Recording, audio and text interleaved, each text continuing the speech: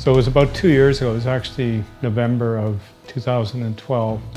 I hit a point in my life where I realized that my drinking and my addiction was beginning to really impact my life badly, and resulted in the loss of a pretty important relationship that I had. So 2 years ago I went and sought some treatment at the Thames Valley Addiction Services. And since then I've made a lot of changes to my life through some of the work I've done there and some work that I've done on my own. Addiction is a process or phenomenon that people try to hide because they're ashamed of it. When you try to hide something, you're always being dishonest with yourself and people around you. So one of the biggest changes that I found is that I'm much more focused and I'm much more honest with myself and honest with my friends and my family. So the first time I walked into addiction services, I guess I felt I probably didn't really belong there in one sense, and the other sense I felt that I was ashamed to be there.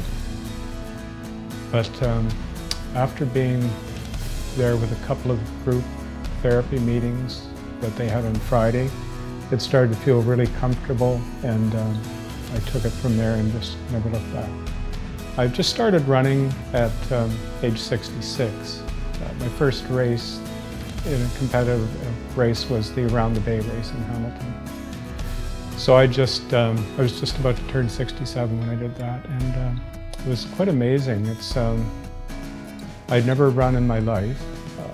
I always thought I couldn't run, but I set myself some goals in terms of getting fit and having a better diet. So part of my getting fit was walking. So I started to walk, then I started to walk and run together. Then I increased my running, and then I thought it'd be a really good goal to try to run competitively, so I did that.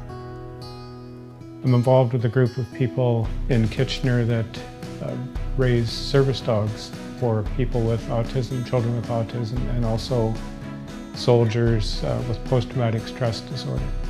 So I'm raising a little service puppy right now, Dolly, 7 months old, and it's been a lot of fun with her, and I think she's going to be really a valuable companion to a child, hopefully in the next year or so.